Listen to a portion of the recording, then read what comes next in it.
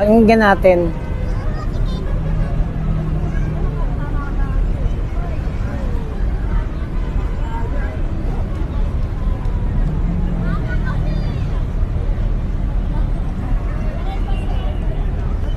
Sa totoo lang po, no, ang ganda po ng lyrics ng kanta, no, na pinapatugtog sa background nitong post ni itong si Pyra, no. Background music niya napakaganda po. So, pero hindi naman tumutugma sa personality niya. Ayun ang pangit dun eh. Yung nagpapatugtog ka ng background music mo, pero hindi tumutugma naman sa'yo, sa personality at character mo, no. So, sa'yo Pyra, sana pag magpapatugtog ka ng mga music background mo, yung sumasalamin sa pagkatao, sa karakter mo bilang isa, sinasabi mo nga, anti-corruption, charing, no? So, ayun na nga nang pag-usap natin dito, no? Ito na naman si Pyra, ay naglabas na naman kanya ng, itong video na panood natin kanina, at napakagandang mensahe nito, no? Sabi niya kung saan napupunta ang tax natin, no? Ang sa official ng data ng 2023-2025, no? So, sa ating pag-uusapan, ito yung ang ginagawa nitong ni Pyra na ang binabanatan niya ay mga politiko na mga taga-Tarlac, no? Mula sa District 1 hanggang sa District 3. Ano nga bang napapala dito ni Pyra, no? Sa kanyang pagbabatiko sa mga politiko na ito. Ano nga ba? Ano nga bang pakinabang niya? Bakit pa siya magbabanat sa mga politikong hindi naman sa lugar nila o hindi naman sa lugar nila sa Pampanga naninilbihan. Ang problema kasi dito, bayad to, no? May nakukuhang pera tong si Pyra para siraan ang mga politiko na to. Kung sino man yung behind sa kanyang paninira sa mga politiko na ito, even if may katotohanan yung sinasabi niya, pero still, no, paninirang puri pa rin ito. 'Di ba? Sinasabi sa Anta na hindi kami bayad, may dangal to, kasi nalagay dito, may honesty, in all honesty. Kasi sa pagkakaalam natin kay Pyra, kaya nga ito na paibapitag mo kay Ben Tulfo ay dahil sa isyong corruption, no? Dahil naniningil siya ng kanyang sinasabi niyang serbisyo publiko, pero ito ay bayad. So, doon pa lamang po, no, meron ng discrepancy sa kanyang ginagawa o sa kanyang sinasabi na siya ay anti-corruption, charing. Kasi kapag ikaw po ay nananilbihan sa publiko at dapat ikaw hindi ka naniningil. Hindi mo pinababayad yung serbisyong gusto mong itulong sa ating mga kababayan. Especially kapag ang hiningi mong pera ay talaga namang sobra-sobra. Kung tutuusin, no, budsa lang pamasahe lang hiningi mo. Maintindihan ng humingi ng tulong sa iyo na ikaw rin ay nangailangan ng pamasahe o gagastusin pa sa mobilization mo. Pero pag malaking pera na po ito, ay iba na po usapan yan. Hindi na po yan yung pang gasolina o pang merienda lang. Isa na yung napakalaking pangingikil. Pangingikil na po yan, no? Extortion na yan.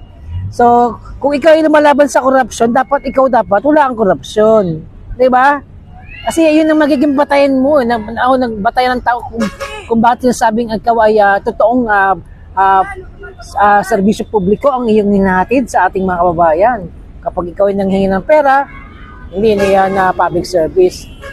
Kumikitang kabuhayan na yan. Kaya nga ito, pagpatuloy ka sa iyong kumikitang kabuhayan mo, sa pagbanat sa mga politikong ito.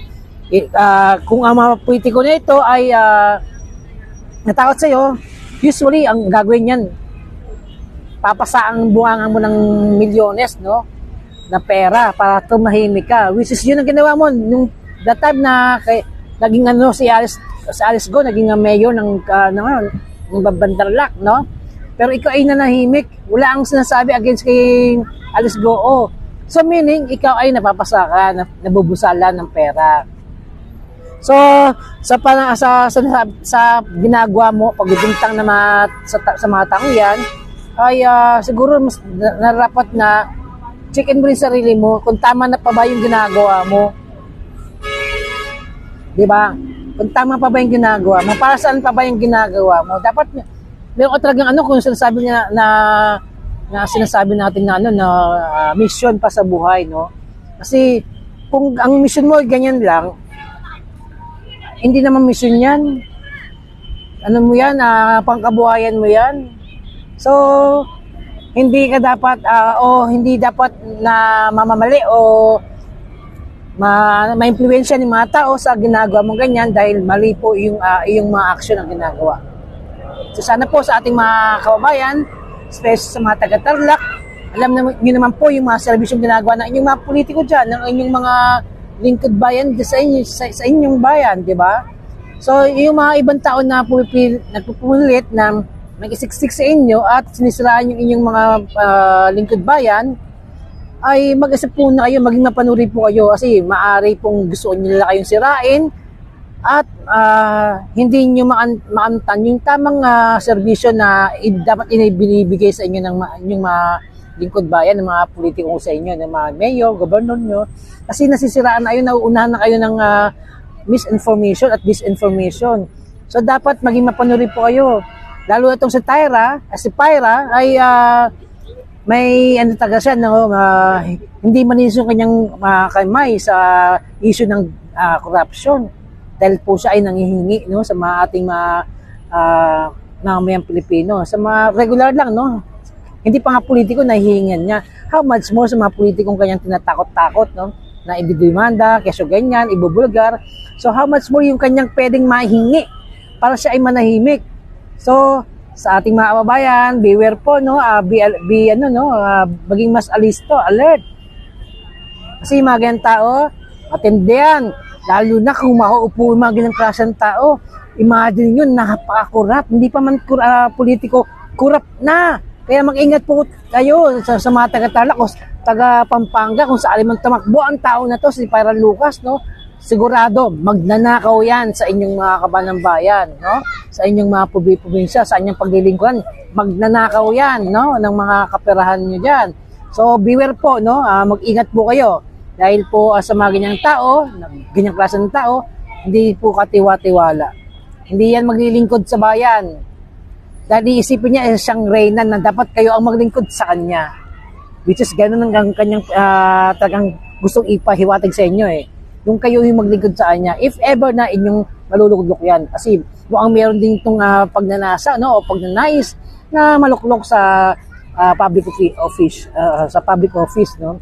Bilang inyong barangay captain o councilor o congressman, posibleng tumakbo yan sa next election, no? So, mag-ingat po kayo, no? Huwag po kayong pababudol sa mga ganyang klase ng tao na nagkukunwaring anti-corruption pero meron bahid ang kanyang kamay ng korupsyon.